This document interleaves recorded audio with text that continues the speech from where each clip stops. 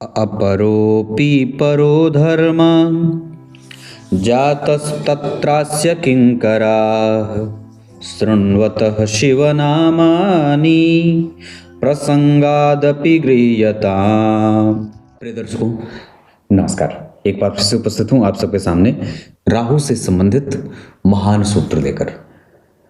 इसे मैंने महान इसलिए कहा है क्योंकि ये बहुत सारे ग्रंथों में देखने को ये सिद्धांत मिल जाता है। जैसे कई बार ज्योतिष के ऐसे कुछ सिद्धांत हैं जो एक आचार्य ने उसको हाँ कहा है तो किसी दूसरे आचार्य ने उसे ना कर दिया है।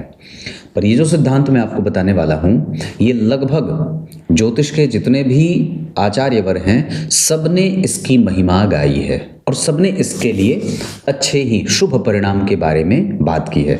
उसी के साथ एक और भी सिद्धांत इस कार्यक्रम में आप लोगों को समझ में आएगा जो राहु से ही संबंधित होगा कि किस तरीके से किसी भी भाव से राहु का संबंध जब बनता है, किसी भाव से 5वें, किसी भाव से 9वें, किसी भाव से 10वें, तो वो किस तरीके का परिणाम देते हैं। शुरू करते हैं आज का कार्यक्रम। कहीं नहीं जाना है, बिल्कुल बन के रहिएगा।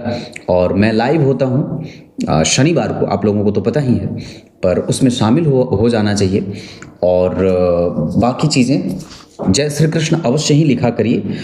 कार्यक्रम प्रत्येक दिन का देखना चाहिए। आइए बात करते हैं कि जन्म कुंडली के जिस किसी भी भाव में राहु बैठे हों। मान लीजिए मैं आपको राहु को यहाँ बिठा देता हूँ जन्म कुंडली के लग्न में। जन्म कुंडली के लग्न में हमने राहु को बिठा दिया।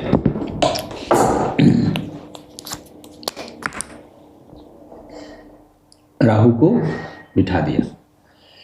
अब जिस भी भाव से विचार करने की बात है, जिस भी भाव से गिनने पर राहु देव 10वें स्थान में जाते हों तो ये किस भाव का 10वां होगा? तो गिन के देखिए, 1 2 3 4 5 6 7 8 9 10 11 12। ये भाव किस भाव से 10वां है? तो जब जन्म कुंडली के चौथे स्थान से 10 घर आगे गिनेंगे, क्योंकि यहां से ये 4 घर आगे है तो चौथे 10वें का संबंध है। इसका अर्थ होगा कि जन्म कुंडली के चतुर्थ भाव से जब आप 10 घर आगे गिनेंगे ना, तो 1 2 3 4 5 6 7 8 9 10। इसका अर्थ होगा कि जन्म कुंडली के चतुर्थ स्थान से राहु देव 10वें घर में विराजमान है। अब बात क्या होगी, इसको जरा ध्यान से समझिएगा। हम लोगों को ऐसा इसलिए लगता है कई बार, या हम लोग यही बात जानते हैं कि कोई भी ग्रह जिस भाव में बैठ गया, जिस नक्षत्र में बैठ गया, जिस राशि में बैठ गया, जिससे दृष्ट हो गया, बस उससे ही संबंधित होता हुआ वो परिणाम करता है, जबकि ऐसा बिल्कुल भी नहीं है। ग्रह आपको जो रोग है, आपको जो शोक है, आपका जो मन उदास है, आपकी जो चिंताएं हैं, आपकी जो व्यग्रता है, इन सारी विषयों का जो अगर आप सांगोपांग अध्ययन करेंगे तो आपको ये भी बात समझ में आएगी कि आचार्यों ने भावों से ग्रह की दूरी का भी एक अलग अपना फल बताया है। भावों से दूरी, भाव क्या है? आकाश के क्षेत्र, उस क्षेत्र से कौन सा ग्रह कहाँ बैठा। जैसे अगर ये दीपक है तो मैं इससे कितनी दूर बैठा हूं और मैं इसके कितने नजदीक बैठा हूं, तो मैं इस दीपक से कितनी दूर बैठा हूं ये भी मुझे प्रभावित करेगा, और मैं इस दीपक से कितना नजदीक बैठा हूं ये भी मुझे प्रभावित करेगा। बिस्तर पे आप जब होते हैं तो बिस्तर का एक कोना आपके लिए बड़ा अच्छा, उधर का नींद बड़ा सुखदायक हो जाए, उस तरफ आप सोते हैं तो आपको सुखपूर्वक नींद आती है। ठीक वैसे ही आकाश के जो क्षेत्र बने हैं उसमें एक कोई ग्रह किस कोने से कितने घर आगे है, किस कोने से कहाँ बैठा है। अगर यहाँ है तो यहाँ से वो कहाँ बैठा है, और उसका परिणाम जातक को प्रभावित करता है। क्योंकि ये जातक की अगर कुंडली हो गई तो राहु देव जिस किसी भी भाव में बैठे हैं वो किस भाव से 10वें स्थान में बैठे हैं, ये बड़ा ही चिंतन का विषय है। और जब तक आप इस विषय को नहीं जानेंगे तब तक आप सिर्फ राहु को इसी विषय को लेकर के परेशान होते रहेंगे समझने में कि हाँ मेरे राहु केंद्र में बैठे हैं, हाँ मेरे राहु त्रिकोण में बैठे हैं। बस इससे ज़्यादा आप उबर ही नहीं पाएंगे और राहु को समझने में चूक हो जाएगी। भगवान कहने का अर्थ यहाँ ये है कि जिस भी भाव से 10वें घर में राहु होते हैं, अगर उस भाव के स्वामी की दशा चल जाए, अब विचार करिए, किस भाव के स्वामी की दशा चल जाए? जिस भी भाव से दशम स्थान में राहु बैठे हैं।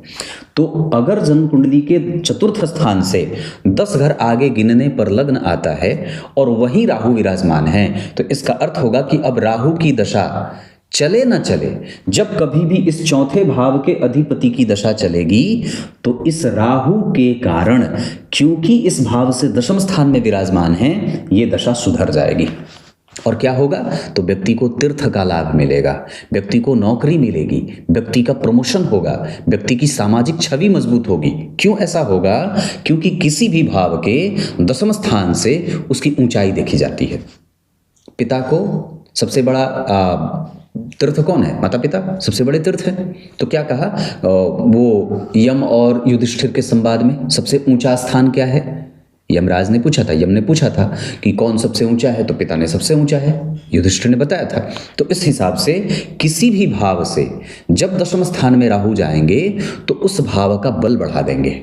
तो आपको ये कार्यक्रम इसलिए मैं आपके सामने प्रस्तुत हुआ था क्योंकि आपको ये समझा सकूं कि आप राहु को खाली यही ना समझें कि आपकी कुंडली में जहां बैठे हैं वहीं का वो फल कर रहे हैं। नहीं, वो जिस भी भाव से दशम स्थान में विराजमान है वो उस दशा काल में आपसे तीर्थ करवाएंगे, दर्शन करवाएंगे, राजनीति में लाभ देंगे, नेताओं से लाभ देंगे, सरकार से लाभ देंगे, पिता की संपत्ति से लाभ देंगे, आपकी सामाजिक प्रतिष्ठा बढ़ाएंगे, घर में सुख और सौख्य की वस्तु देंगे। और इतना ही नहीं, वो कई बार बहुत सारा धन देने वाले भी हो जाते हैं। ये कौन है? ये आपके राहु हैं। जबकि दशा तो उनकी चल भी नहीं रही है। ये तो दशा चलने की बात ही नहीं है, दशा तो यहाँ चलना ही नहीं है। यहाँ तो सिर्फ जन्म कुंडली के चौथे भाव के अधिपति एक्टिव हैं। तो बस आपको क्या देखना है? बस आपको इतना देखना है कि आपकी कुंडली में कौन से भाव में राहु बैठे हैं और वो भाव किस भाव से 10 घर आगे है। तो अगर विचार करिए, अगर जन्म कुंडली के दशम स्थान में राहु बैठे हैं तो क्या होगा?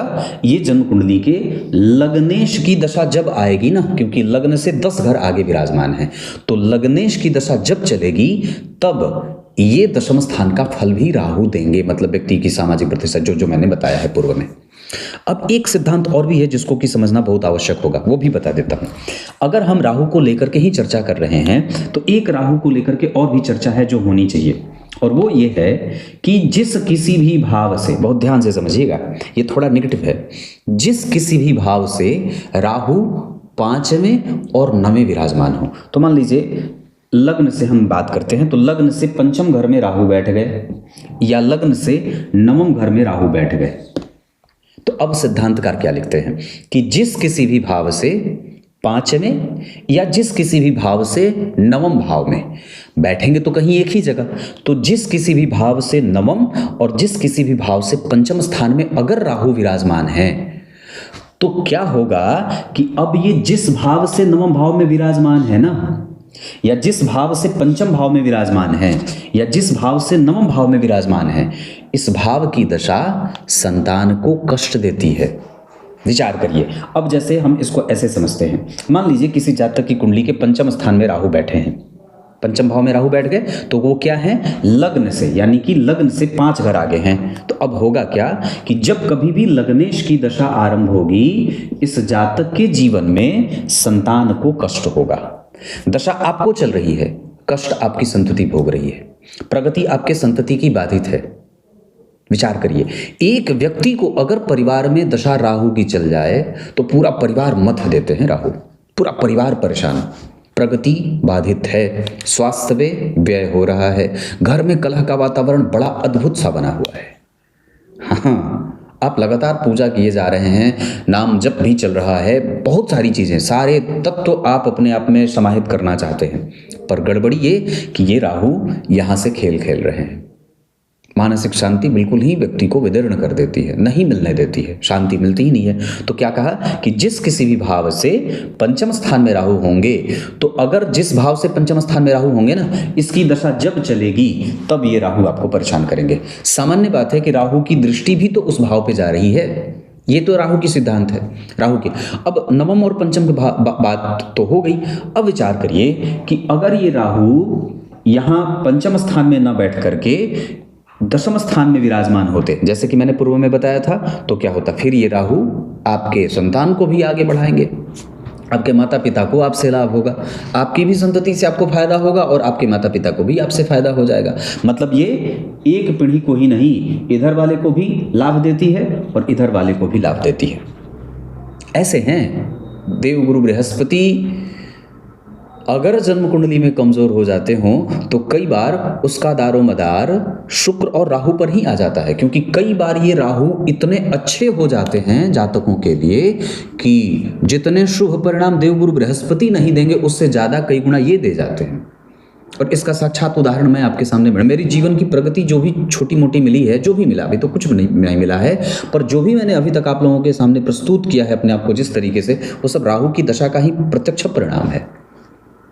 विचार करिए। तो कहने का अर्थ क्या है कि अगर हमारी कुंडली में राहु इस तरीके से विराजमान है तो ये बहुत ही अच्छे हो जाते हैं। इससे बात और भी है कि राहु को कई बार हम लोग गलत तरीके से भी देख लेते हैं। मैंने एक बार बहुत सारी चीज़ें बताई थी। एक बार ये सिद्धांत बताया था, केंद्र और त्रिकोण के राहु बड़े ही अच्छे परिणाम देते हैं।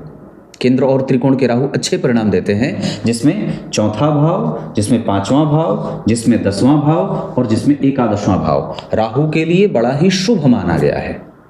इतना ही नहीं, त्रिकोण भाव में अगर राहु विराजमान हो तो भी ये राहु बड़े ही शुभ परिणाम देने वाले हो जाते हैं।